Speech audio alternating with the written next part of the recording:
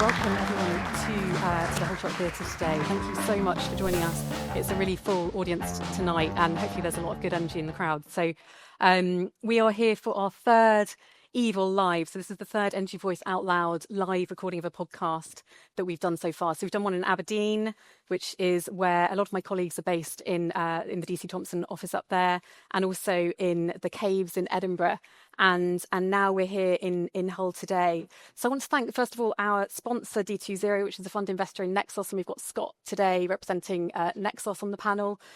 And why are we here in Hull today, you might ask? Well, it's pretty obvious to anyone who's ever been here or who works in the energy industry. It's a real hub for the energy transition. We've had the recent closure of Prax's Lindsey oil refinery. And there's also the layoffs that happened at Ineos's chemical factory, not so far down the road. So what we're looking at here is, a real energy transition and a ton of potential, potentially £20 billion of investment that could be unlocked in the region. We've got Andy here from Siemens Gamesa, which is one of the biggest and growing landmarks in the energy sector in this region. So obviously the wind blade factory in Hull, which everybody is familiar with, from the cab driver who took me here tonight through to every single person in this audience.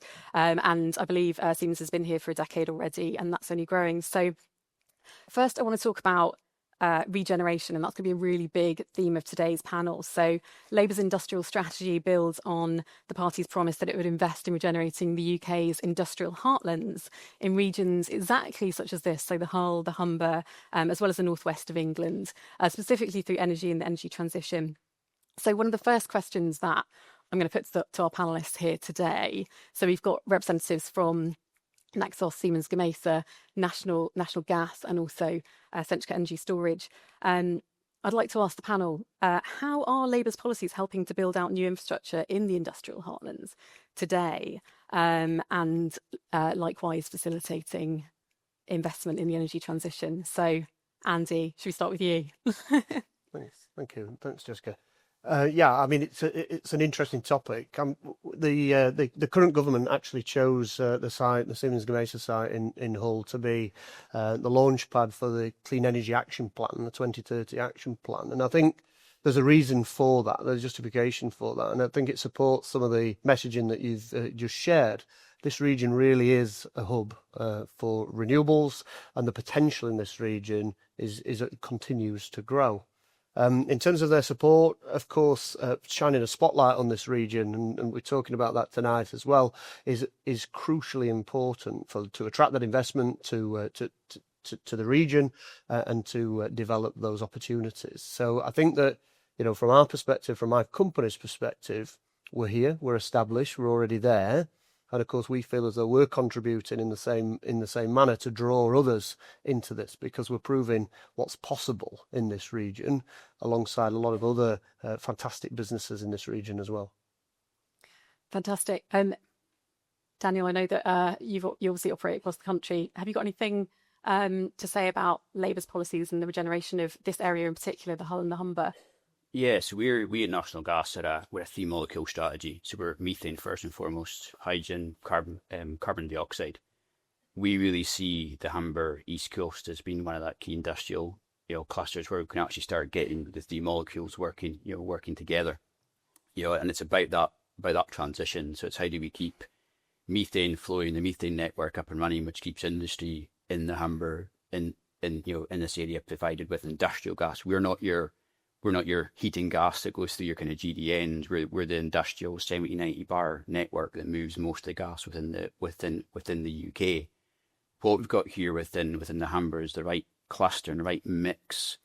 If I take a hydrogen perspective on it first and foremost, in terms of producers that want to actually produce hydrogen, whether it be green or blue hydrogen, you've got the potential for off-takers there to look at things like dual fuel power generation. Then you've got us in the middle that actually moves it. And I think that that kind of ties in with the whole 2030, 2050. We work alongside like NESO, all this sort of stuff. We sit in government a lot. My CEO sits in Westminster with Ed Miliband and Sir Keir Starmer, looking at how we actually influence policy, make this actually happen.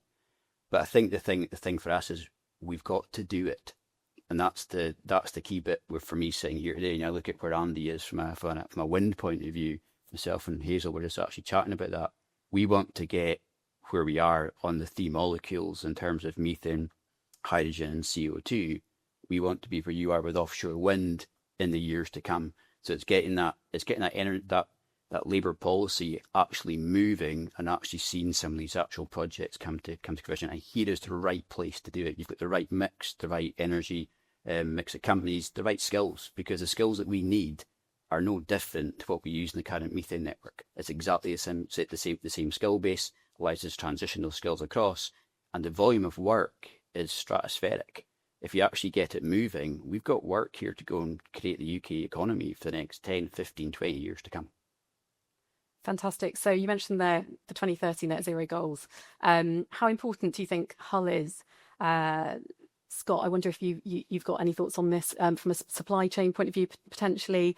How important is Hull and the wider Humber region in reaching those net zero goals in the energy transition? Yeah, I think follow on from what Dan and Andy have been saying, the significance of the Humber region from an industrial perspective, the scale of emissions, I think, it's about 40%, or certainly I think it's 50% more than anywhere else in the UK.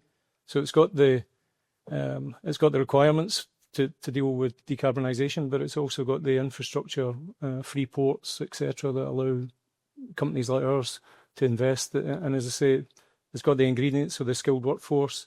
It's an industrial heartland. It's got the opportunities around offshore wind, and then also carbon capture and hydrogen. But some of the other investment pieces as well around free ports and obviously rail around trying to keep people in the area and aid the regeneration of the area is obviously a critical part of it as well.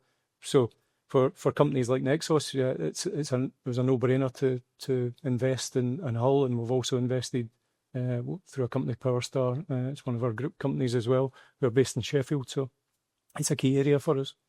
Fantastic. So Hazel, you told me recently that your job involves pitching to the board at Centrica frequently to essentially sell how to develop regions like this in the energy transition. So tell me, what kind of investments are you making, or do you want to make in this region in particular? Yeah, so I mean, when you think about the Humber, and just touched on there, it being the largest industrial cluster or region in the UK. For us, it's also home to our rough gas storage fields and our gas processing plant at Easington. So we've got a legacy here, right? And this region is really close to our heart. The region is home to 360,000 jobs, and from analysis that we've been looking at, the energy transition can unlock another 20,000 jobs in the area and really start to grow the economy for the region. So for us, this is about hydrogen and thinking about what next for the molecules that we've been looking after with the natural gas. And so looking at production facility over at our Easington terminal, working with some key partners in the region to think about how we transport that hydrogen and those molecules across the region, to really start thinking about how can we decarbonize the industrial heartlands in this region. So. Fantastic. So just from a personal perspective, Andy, I want to come back to you for a minute. So you were saying earlier that you grew up in Doncaster, is that right? Not too far away, about 30 miles, something like that. So tell us, what sort of changes have you seen in your lifetime just around the region? For good and for bad, and not to bore the audience with my life story, but as a child, I grew up in a town that had shipbuilding, believe it or not. It was a mine. There was a brewery even at the time, and all of those shut during my youth. The area then has started its renaissance, and for me, that's such an exciting prospect to see and to be part of. Because the investment here in Hull, from a Siemens Gamesa perspective, part of the Siemens Energy company, has been transformational. Not only are we employing 1,400 people in direct jobs, but there's also another 300 people associated in indirect roles for the plant itself. And if you think then around the multiplier effects, which I think was being introduced by Hazel, that the implications and the consequences of investments like this, successful investments, are just far-reaching. So to have seen that decline and to be part of the renaissance is something I'm particularly proud of. Fantastic. So we're talking about huge volumes of people who could potentially be employed in the region. I mean, that's really encouraging when you've had recent plant closures, for example, in terms of looking towards the future. One thing that Siemens does quite well, from what I hear, is apprenticeships. Can you tell us a little bit about what Siemens is doing? Yeah, again, as a broader company, we've probably around 400 in the UK apprenticeships, but in the plant itself and in Hull, in this region, we've just took an intake of around 27 apprentices in, and for the first time, production-based apprenticeships as well. And we'll talk about the region a bit more, but the network for me is not just around the businesses here, but also the network around it. We've taken advantage of suppliers, construction, engineers, but in this case, from an apprenticeships perspective, we work very closely with Hull College to develop the curriculum, to develop the course, to provide an opportunity to offer something for those young people, those leaders of the future. So it's something that we're immensely proud of, that's for sure. So what do you think attracted Siemens to the region in particular as a hub for obviously what now serves a lot of the big wind farms in the region, Sophia and in the Moray Firth? Ultimately, and simply put, it's the opportunity. But how is that framed? Well, it's framed in the context of what some of my peers have shared. The manufacturing hub, the manufacturing base, the manufacturing skill set, the manufacturing mindset is here, and it lives and breathes. So the people are a really important asset. Of course, we have the ports, and the ports for us are also vitally important, being close to our market. And we do have to give credit, I think it's fair to say, to some of the political decisions that have been made some time past to support the regeneration, to the growth of the renewable sector, to facilitate it and to enable it. And for us, of course, we'd like to see more of that. And I think that's part of the discussion points that we need to see from government to provide that commitment, provide that direction, to give people confidence to invest. Fantastic. So obviously Siemens is already a staple of the region, with the port access and the blade factory. In terms of the future, looking to the future for a second, in terms of the future of the region, the energy transition, the East Coast cluster seems to be one of the major developments that could attract future funding and really regenerate the region. To what extent is Centrica National Gas either looking to win business or involved in those projects? And also, how will it usher in, how will the big slew of connected projects there in terms of CCUS and hydrogen in the region work to actually usher in the energy transition? Well, it's quite fitting. So we've got Project Union, which is our hydrogen backbone of the UK, and the first leg of Project Union that we've put into feed is Project Union East Coast, which is actually here. So we kicked it off in July this year. It's a feed program that will run about 24 months. It's a 100% hydrogen network around about the actual East Coast, connecting multiple different producers and actual consumers offtakers off that actual network. It's, from memory, I think in terms it's about 50% repurposing, 50% new build. So that's going to see us lay, if it goes into HGPM funding and actually goes into actual build phase, it'll see us actually lay significant lengths of gas pipeline within the UK that hasn't been done for over 20 years within the actual UK. So it's really fitting that our first leg of Project Union is here within the Humber region. Fantastic. So I know that the East Coast cluster has attracted a little bit of controversy lately. So BP's cancellation of the green hydrogen project, will it jeopardise the East Coast cluster or the hydrogen economy in the region? Obviously, we've heard news that an AI serving data centre could be set up in the region instead, up in Teesside. So any thoughts on that? So having like one project drop off doesn't jeopardize it. If I look at what our BD team are looking at in terms of potential, producers of blue or green hydrogen onto our potential East Coast leg and the potential off-takers off it, the list keeps going. So it's not like, when you see a high green, drop off, it's oh my God, we have an issue. We actually have the opposite problem, where the list of potential connections onto our potential East Coast leg is actually getting bigger and bigger and bigger. And I think, as we get towards, let's say, getting blending going as well too, where we can actually start to blend up to 5% hydrogen into our current methane network, so not having to have 100% hydrogen network, that allows us to get other hydrogen plants up and running that don't need that dedicated 100% hydrogen network and don't need an off-taker. It's a tariff-based, system. You actually, by blending into the current national gas transmission system, you're actually making the use of methane more net zero, because you're reducing the amount of methane in the network, because you're replacing it with up to 5% actual hydrogen.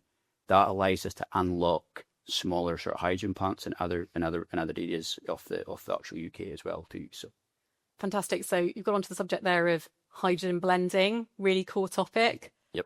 When are you expecting an announcement from government on this? So consultation finishes by end of this year, calendar year 25. What will that tell us? It will tell us itself. So we as National Gas are confident up to 5% blending within the current network as it actually stands. There's a decision then from government which will then come out in Q1 of 2026, which will then start to support that, with a view that we would then look to start blending into the network by 2028 is the sort of numbers that we're looking at right now. Well, I'm anticipating that the floor might have some questions there for you, Daniel, regarding that. I mean, it's a potential, it could open the floodgates, right, yeah, to investment in this sector and the hydrogen economy going forward.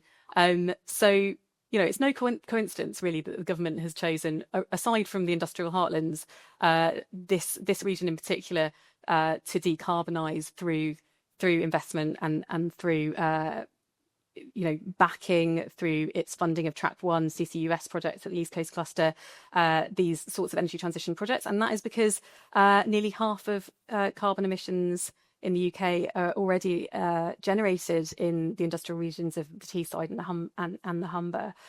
So you've got Northern Endurance Partnership and its partners using CCUS in the region. You've got hydrogen. These projects are coming to fruition, hopefully, to decarbonise those heavy emitting sectors. Can the East Coast Cluster become the next HyNet? So HyNet has already broken ground. It started construction in the northwest. It's similarly a CCUS cluster and hydrogen pipeline. It's secured over 5 billion of private sector and research funding. And also it was awarded critically around, I believe, 2 billion of funding in the hydrogen allocation round number 1. So what would it take for the East Coast Cluster to get to that point where we're breaking ground and actually getting this stuff done, so to speak? I don't know, Daniel, if you want to answer that one. Yeah, so I do think the East Coast could be the equivalent of HyNet on the East Coast. You've got HyNet on the West Coast to Liverpool Bay with the CO2 and the hydrogen pipeline. You'll hear me talk about hydrogen transportation business modelling already, which is the next phase of funding after the Ofgem funding that we have just now for Project Union East Coast and the other 2 legs that we're going to start on next year as well. Ofgem takes us up until the end of what's called FEED, which gets us to an estimate of a certain accuracy, a DCO that's ready to go into the actual sanction process. DESNZ have already allocated 500 million as part of the hydrogen transportation business model to go in. That amount of funding fits perfectly into the sort of size of networks you're looking at within the East Coast and the actual Humber region, because they're not massive legs. We've got enough in terms of potential producers, potential consumers, us having the actual network, that it's that first domino to fall. It's not it's still a sizable amount of money and of actual investment, but it's not a multi-billions. That 500 million we get that first sort of micro network is sort of such, and it's not micro. It's a small enough network that actually gets that funding going, prove the concept. When you've got that with blending sitting alongside it, that then starts to get the actual ball rolling. Yeah, so we can talk about blending in a second there, but you mentioned that 500 million of funding. You've had the HAR1 round investing in hydrogen, then you've had this new funding that can be unlocked for hydrogen transport and storage in the UK. Obviously, it could potentially benefit the East Coast cluster. Hazel or Scott, what do you think needs to happen to unlock that funding in terms of policy signals, in terms of what government, what the surrounding supply chain and network can do? Yeah, I mean, I think so. We believe that the money is ring fence for the first transport and storage network in the one of the clusters. I think from our point of view, we've talked about that there's billions of pounds of private investment ready to be deployed into the region. What we need is the right signals to come from government, right? So what we've seen in more recent rounds, so the HAR2, is that things are just being pushed back, and we're seeing that in other government initiatives as well. And so from what our ask is actually, let's stick with the timelines that are being published and actually start to build some confidence within those private investors and think about how we can start to really unlock that investment that is ready to be deployed. Yeah, I think in the wider East Coast cluster, in comparison with HyNet, obviously HyNet's a bit ahead, but some of the areas that HyNet is ahead and the East Coast needs to close is the supply side. So from the East Coast cluster, from the HyNet side, they've already got cement producers progressing the carbon capture side. They've got government spend rather than necessarily government investment, but government spend in the projects. And then that obviously helps to attract private investment that they've got as well. So it's getting those elements to all come together for the East Coast cluster that moves things along at pace. And it's not then, there's obviously policy that plays into it as well, and consenting, etc. But starting to get that spend into the projects and getting the projects moving and driven by the cement producers, etc., is where real traction starts to happen. So it's an ecosystem. It's more than just the direct developers there. So Hazel, Centrica Energy Storage is obviously involved in a recent trial at the Brigg Energy Park in terms of helping to prove hydrogen.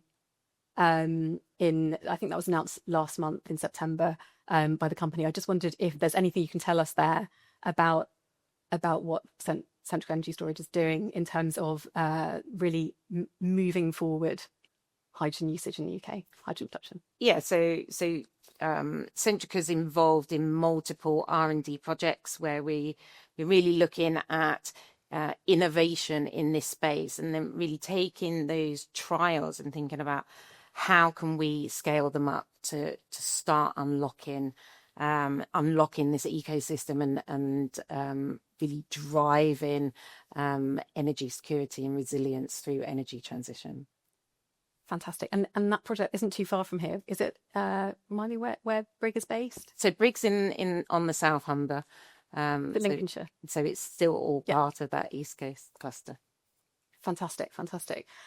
So how else can we keep building momentum, do you think? I don't know who wants to answer this one, but in terms of the East Coast cluster, moving that forward and unlocking some of that government funding, is there anything else that needs to be done? We've spoken a little bit about policy here. Daniel, I don't know if you've got any thoughts there on what policy signals are needed from government to give investors the confidence to reach FID on some of these projects. Kind of what Scott Hazel mentioned before, it's sticking to the timelines. So if we take like hydrogen transportation business model, that's been talked about for the last sort of 12 months. We're expecting it to come out, next year. It's that takes you through an FID.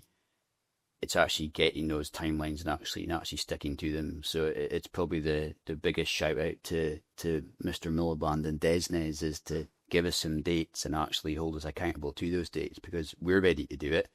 we need to see government to kind of step up and actually support it at the same time, because we need to stop talking and start doing. We set that, if I go back sort of 5-10 years ago, the UK was going to be an industry leader in green hydrogen, CCS, XYZ. We're now a fast follower. And I think you look at other parts of the world, we're in the transmission network. You look at what's going on in Europe. We need to start catching up with them, because we've got interconnectors that go across the North Sea right now where we transport methane. We need to get to a point where we're actually transporting hydrogen and bringing CO2 back across those interconnectors as well too. So we need government to start holding true to what they said they're going to do and start moving some of these projects forward. HAR1 and HAR2 are a prime example of that. We've had multiple projects been awarded, HAR1 and HAR2, and they've not managed to get over the HAR hurdle because the likes of what we've been doing with blending has been slowed down, not going through the policy quick enough to get those projects away and get them into the actual action mode. So is there anything you can tell us about what you're doing in terms of hydrogen blending right now, and what sort of confidence you have in that market as National Gas, as one of the biggest companies in the country? So we are the biggest. We're a monopoly. We're regulated by Ofgem. We have 5,000 miles of gas network across the whole of the UK. We move most of the UK's gas. So what I can tell you, we've got a test site up at Spade Adams. It's called Future Grid. So we've been taking compressors there, pipelines, AGIs. We've been running blended hydrogen, 100% hydrogen through it. We've proved that we can actually, utilise our existing network, which allows us for things like Project Union East Coast to be based on a hybrid model, which is based on repurposing some of the existing methane network and then building new methane network that goes alongside that. Matches what Centrica and Hazel's been talking about. We've got a huge R&T innovation team that are constantly pushing the envelope as to what can we do more. I've got Siemens sitting next to me. We're talking to the compressors side of Siemens, Baker Hughes, solar as well, as to how you get to hydrogen compression. How do you get to blended hydrogen through existing compressors? So in terms of blending, we are confident up to 5% within the NTS. That's gone to the HSE. And I say that's going to be what comes out of the consultation at the end of this year, and then the government decision from DESNZ in Q1 next year. Yeah, I mean, certainly from our reporting, we know that the Health and Safety Executive is looking at hydrogen seriously in terms of the residential trials. Yep. They've been looking at evidence for a couple of years, but I understand that won't affect what happens in terms of blending hydrogen into the grid. That'll be a separate consultation that's far more advanced, which will essentially dictate how we can do this safely, right? Is that what you're expecting? Which will be the end of the year. Fantastic. I think the other thing is as well about hydrogen is we all think hydrogen's new. We've been producing hydrogen as an energy sector for 40, 50 years. It's not a new molecule. It's just we've got new ways of actually making it.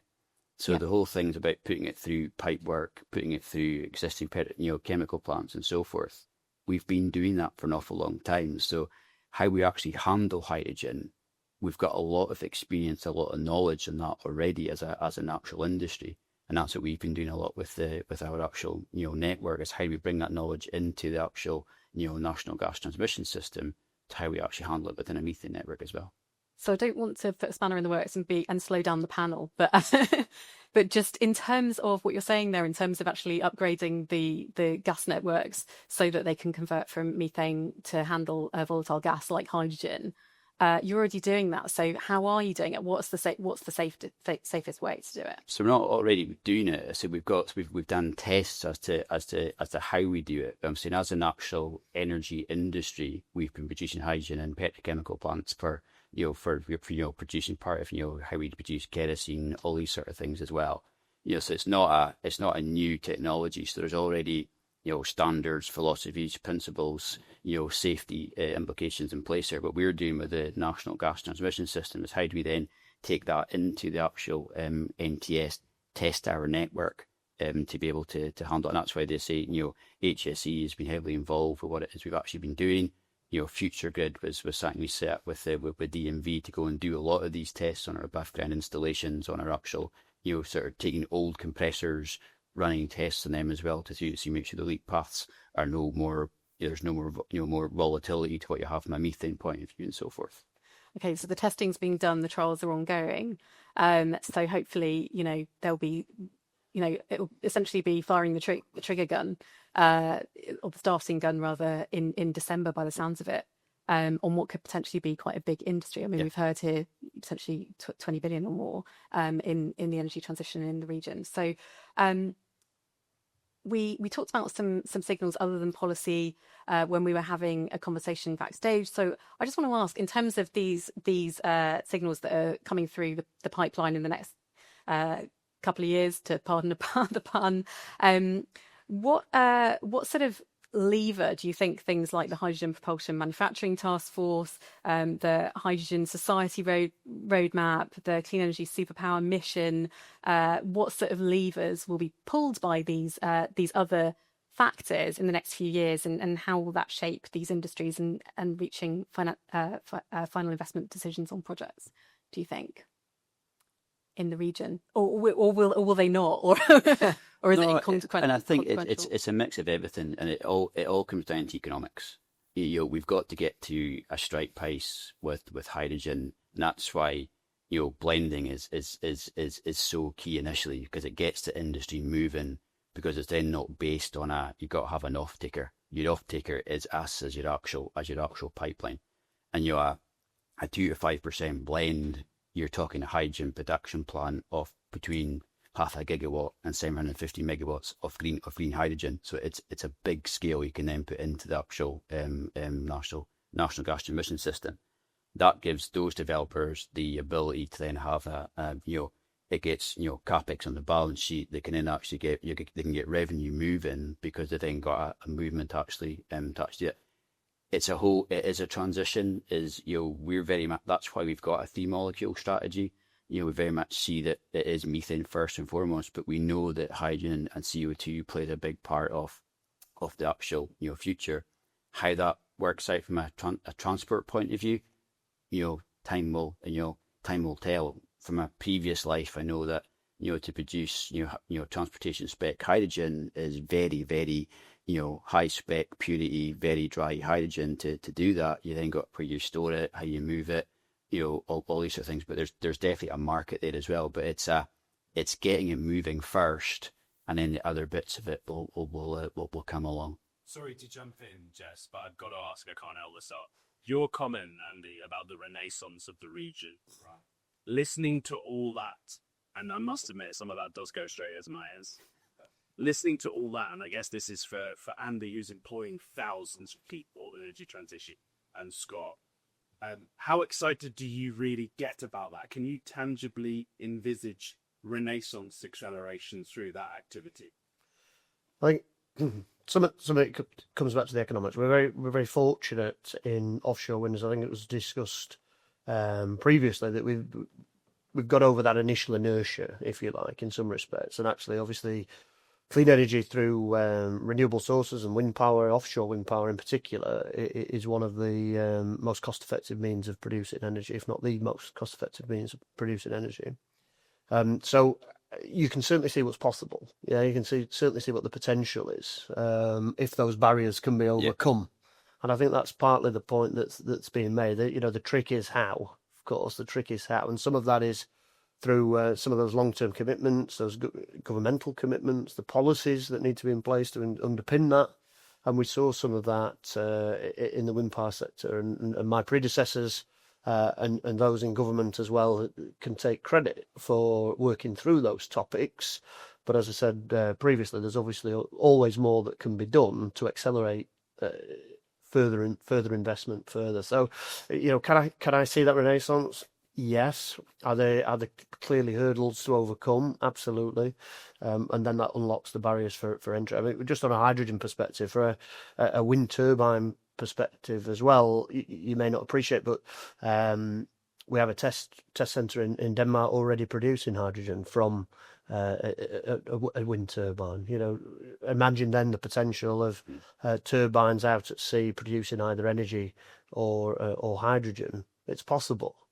So as the market appears, as the market grows, as the potential is unlocked and unfurled, our two sectors, I think, have the potential to come much closer together as well. So I think the bit there as well, if you get green hydrogen up and running, it's on these wind farms that produce the green electrons that actually produce the green hydrogen that would then go into, our network, which would then, Hazel would then look at from an actual Centrica point of view, and Scott's sort of business would be involved from an actual supply chain point of view. So you're starting to get the bits coming together to do it. So the building blocks are there.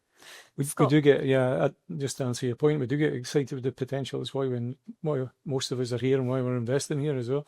And to say we're working, so at Nexus and particularly our engineering consultancy, OSL, we're working across multiple sectors. We're working in hydrogen, we're working in CCUS, we're still working in oil and gas, we're still working in petrochemical, we're working in gas distribution, but particularly in an area of our business is modular. So, and a lot of interest in modular units, modular hydrogen units, etc., with the ability to then scale it up. So the excitement's there, and from a supply chain perspective, you get plenty of inquiries that start with one, the first of a kind, and we'll be producing 70, 80, 100, 200 of these units.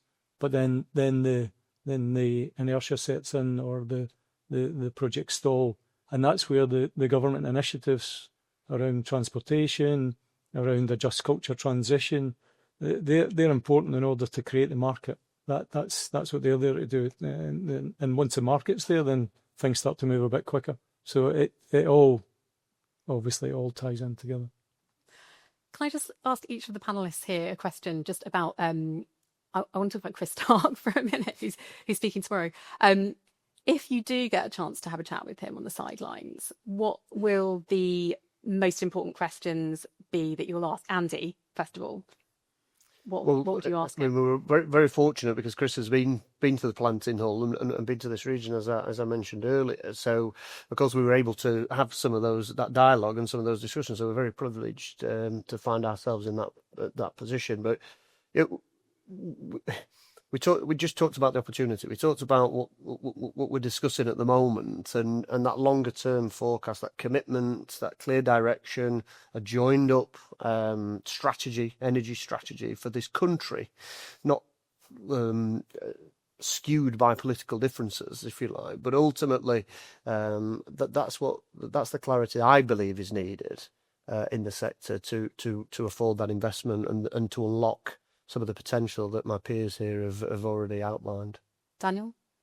I think the same as what Andy's saying there as well. It's when are we going to unlock this UK PLC capability? We've got enough going on within the UK, and traditional energy transition, heading towards new energy.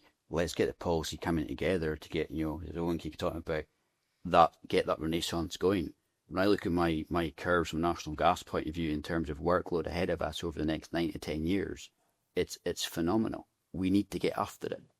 Fantastic. And Scott? Yeah, it's the policy's got to stretch governments, and there's been a phrase coined in Aberdeen. It's not oil and gas, or it's oil and gas and hydrogen and CCUS. It's a wider energy mix. Fantastic. Hazel?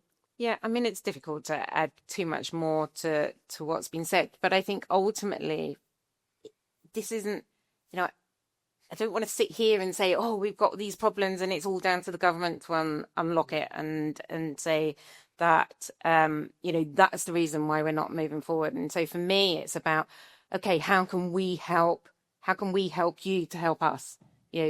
Let's work with government to really think about what is it that's stopping this being unlocked, and how can we actually think about, right, you've got your bookend over there, which is the treasury and the balance sheet, etc., and we've got our bookends over here, which is we need a feasible investment case, and like somewhere in the middle there's got to be the answer. But let's get in a room, let's actually talk about what that answer is. Fantastic.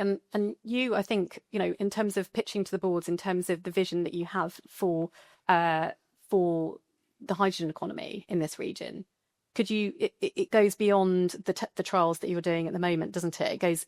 It could feed into a sort of joined up strategy in terms of redeveloping, for example, the Rough field up in Yorkshire, and seeing the East Coast cluster really link up and join up the industrial heartlands with the surrounding regions. Can you tell us a little bit about that vision and what you think it might need? Yeah, I mean, I think ultimately so we are an integrated energy company, right? We take a whole systems approach to absolutely everything that we really think about. And our ultimate goal is very much about lowering the consumer bill. Like fundamentally, that is our absolute goal in everything that we do. So when we look at what we are doing in this Humber region, and being, a large employer within the region, is very much about how can we build the energy ecosystem that this region needs to really grow, really bring jobs, and grow the jobs within the region, keep the jobs within the region, and really grow energy resilience for the UK and support the UK on its energy transition journey. Fantastic. Thank you, Hazel. And we talked there a little bit about policy uncertainty. So the renewable energy industry, clean energy, is renowned for being a little bit like a boom and bust economy. When you have politicians who come into power and completely switch things up and change the subsidy that's in place. So recently, in fact, we reported this week that a UK SIF study with YouGov showed that 53% of reform voters would invest in renewable energy investments via their pensions. So that's an appetite on behalf of more than half of reform voters to benefit from the potential profits that renewable energy could create. And that's matched by 79% of Conservative voters. And I believe the Green Party did not even have the highest percentage there of respondents who would like to benefit from investment in renewables via their pensions. I believe that was the Lib Dem voters. So to what extent is political uncertainty really rattling the cage? And I just want to close out there with what can be done finally to help these really exciting projects reach FID and regenerate local regions such as the Humber. Yeah, I was just going to say it's actually good. I think it's great to hear those stats because public's ahead of politics, and we need to keep it that way from an industry perspective. So events like this and making sure that the industry gets the right messages out, that the opportunities and also the challenges out there, but particularly getting that message out. Net zero is going to get used as a political football. It's inevitable. So, but we're ahead of it at the moment. The public's, as I say, ahead of the politics. So we need to make sure that we're getting the right message out, and I know that's what the likes of tonight's events there to do. Fantastic. Did you have anything to add? Yeah, I think that the strapline we always use at National Gas is it's energy security is national security. And I think us, setting up our own energy network for the future, that it's ours, it's us that produces it, it's us that builds it, it's us that operates it, that we can then export if we're able to do that as well too. But I think being able to actually see that we're not so dependent on the rest of the world, we've got the capability to build that here within the actual UK, and to get behind it and actually support it. Doesn't matter what political party it is. We're going to need energy security going forward, period. Fantastic. Well, you heard it first. There's a renaissance in the energy sector going on. There's a renaissance in the energy transition in the country, and it's happening here in Hull, here in the Humber. So please give a round of applause to my panel if you can.